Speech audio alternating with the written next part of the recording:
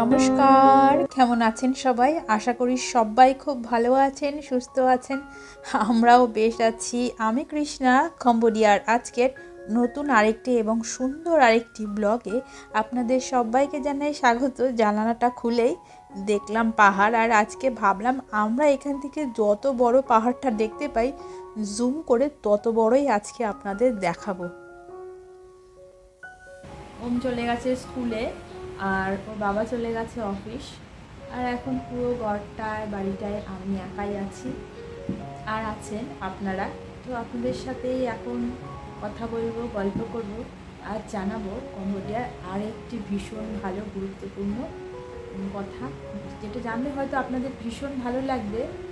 আর তার সাথে আমি যখন জানলাম আমার একটু ভালোও লাগলো, অবাকও হলো, আর তার সাথে ভাবলাম যে গোটা পৃথিবীতেই সমস্ত দেশেই যদি এইরকম একটা নিয়ম থাকে তাহলে মানুষের প্রতি মানুষের সম্মানটা আরও অনেকটা বেড়ে যাবে, ভালোবাসা বেড়ে যাবে, স্নেহ বেড়ে যাবে। আর আসলেই সব কাজের নির্দিষ্ট একটা গুরুত্ব থাকে, সব কাজ, কোনো কাজই ছোট নয়। তো এটা নিয়েই আজকে কথা বলবো। সকালবেলা উঠেই বেশ কয়েকটা ডিম আমি সেদ্ধ করে রেখেছিলাম। ঠিক করেছি আজকে ডিমের ঝোলই রান্না করব, আর একবারে দুবেলার জন্যই রান্না করব। দুপুরে খাবো ভাত দিয়ে আর রাত্রে রুটি দিয়ে। আর এই দেখুন কতগুলো লেবু নিয়ে এসেছিল আপনাদের দাদা, আর তার মধ্যে ডালপালা শুদ্ধই ছিল, তো ওই রকমভাবেই রেখে দিয়েছিলাম। এবার ডালপালাগুলোকে একটু ছাড়িয়ে নিচ্ছি। জানেন, এই সপ্তাহে রবিবারের বাজারে গিয়ে সে সবজির বদলে এক গাদা ফল নিয়ে এসছে, তাও লেবু নিয়ে এসছে 2 রকমের, তাও কতগুলো করে।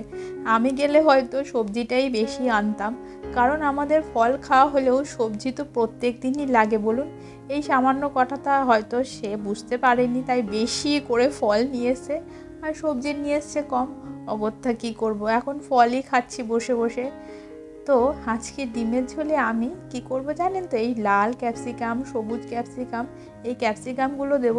এতে কি হয়, ডিমের ঝোলে সুন্দর রঙও হয় আর বেশ সবজিও থাকে। আর বিকেলে যখন রুটি দিয়ে খাবো তাহলে আমাদের আলাদা করে আর কোনো সবজি রান্না করতে হবে না। আজ বৃহস্পতিবার, আর এই যে এই মানুষটি চলে এসছে, ইনি প্রত্যেক সপ্তাহের বৃহস্পতিবার করে আমাদের ঘর, তারপরে ওয়াশরুম সমস্ত কিছু পরিষ্কার করে দেয়। জানেন এখানের কি নিয়ম? যেই মানুষগুলো এই রকম পরিষ্কার পরিচ্ছন্ন কাজ করবে তাদের মাইনেও বেশি এবং সম্মানও বেশি। আর কিন্তু আমাদের দেশে একেবারেই উল্টো, তাই না বলুন? আমাদের দেশে যারা এইরকম ধরুন ওয়াশরুম পরিষ্কার করবে, যে কোনো অফিস হোক বাড়িতে হোক, তাদের সাথে তো অনেকে কথা বলতেই চায় না, আবার তাদের পাশে বসে খাওয়া তো দূরের ব্যাপার। কিন্তু এইখানে একেবারেই উল্টো। যারা এইরকম পরিষ্কার পরিচ্ছন্নর কাজ করবে যে কোনো জায়গায়, তাদের মাইনেও বেশি এবং সম্মানও বেশি। তারা যখন কাজ থেকে চলে যাবে তাদেরকে হাত জোড় করে প্রণাম করতে হবে। কেন জানেন? তার কারণ হচ্ছে তারা সব থেকে প্রয়োজনীয় জিনিসগুলো আপনাদের পরিষ্কার পরিচ্ছন্ন রাখে, ঘরদোর পরিষ্কার পরিচ্ছন্ন রাখে, আর এইটা তারা অনেকটা ভালোবেসেই করে। তো তাদেরকে এই সম্মানটা জানানো প্রয়োজন, এবং তারা এই সম্মানের অধিকারী। কি সুন্দর একটা নিয়ম বলুন তো! এই নিয়মটা যদি পৃথিবীর সমস্ত দেশে থাকতো তাহলে কি ভালো হতো বলুন তো। আমার তো মনে হয় যেসব জায়গায় ধরুন আমাদের দেশেই যেমন এই নিয়মটা নেই, যারা এরকম অফিসে কিংবা কারো বাড়িতে এইরকম পরিষ্কার পরিচ্ছন্নের কাজ করে এবং তারা যখন যোগ্য সম্মান পায় না, তাদের মনে কিন্তু একটা খেদ থেকে যায়, তাদের মনটা একটু খারাপ হয়ে যায় না বলুন?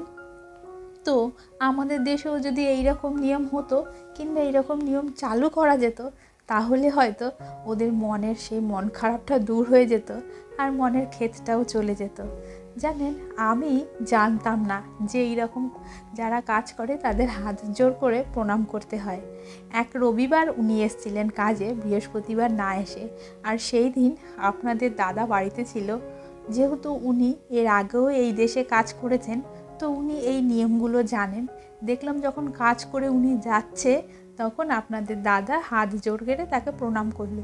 তা আমি বললাম যে প্রণাম কেন করলে? বললো এইটা এই দেশের নিয়ম এবং ওনারা এই প্রণামের যোগ্য এবং প্রাপ্য। তো তারপর থেকে যখনই উনি কাজে আসে এবং আমাদের ওয়াশরুম ঘর পরিষ্কার করে যায়, যাওয়ার সময় আমিও তাকে একটা প্রণাম করি। বিশেষ করুন আমার ভীষণ ভালো লাগে, আর এটা ভেবেও ভালো ভাবি মানে যে সত্যিই তো যে যার যোগ্যতা অনুযায়ী কাজ করে, মনে হয় ওই মানুষটির কাজ হয়ে গেছে। তো এই যে 2 ঘরে 2টো ওয়াশরুম তার পরিষ্কার হয়ে গেছে, ঘর দোরও পরিষ্কার করে দিয়েছে, আর তার এখন যাবার পালা। তো সে যাক, আর আমি রান্না বান্না করি। আর ভীষণ ভালো মিষ্টি স্বভাবের, জানেন এই মানুষটি, মুখে সব সময় তার হাসি লেগে থাকে। আর এইরকম মানুষকে সম্মান আপনাদের জানাতে ইচ্ছেই করবে।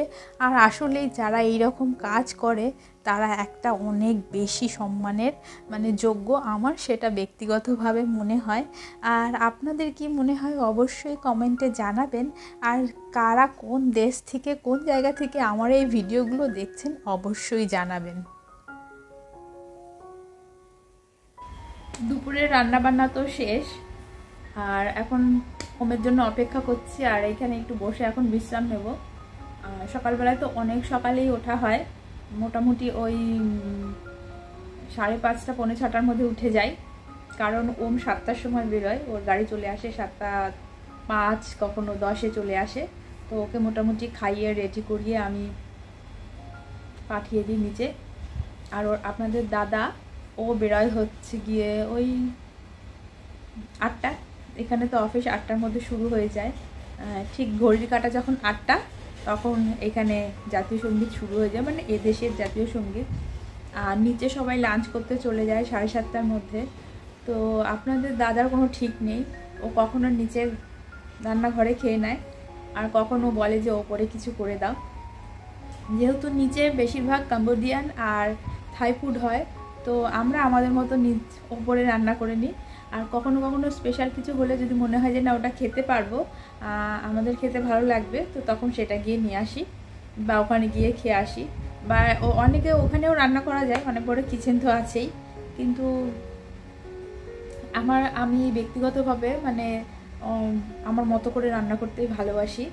তো এই আর কি, এখন অপেক্ষা করি ওর জন্য, একটু ছেলের জন্য চলে আসবে 10:30টার মতো এখন বাজে। আমার ছেলে স্কুল থেকে চলে এসছে, আর ওর বাবা কিছু পেজ এইগুলো ডাউনলোড করে দিয়ে গেছিলো, তো ও এগুলোই এখন কালার করছে। তো কালার করুক, আর আজকের ভিডিওটা এখানে শেষ করি। আজকের এই ছোট্ট ভিডিওটা আপনাদের কেমন লাগলো অবশ্যই কমেন্টে জানাবেন। যারা ফেসবুক পেজ থেকে দেখছেন তারা অবশ্যই চ্যানেলটাকে ফলো করে রাখতে পারেন। টাটা, আবার আসবো নতুন একটা ভিডিও নিয়ে।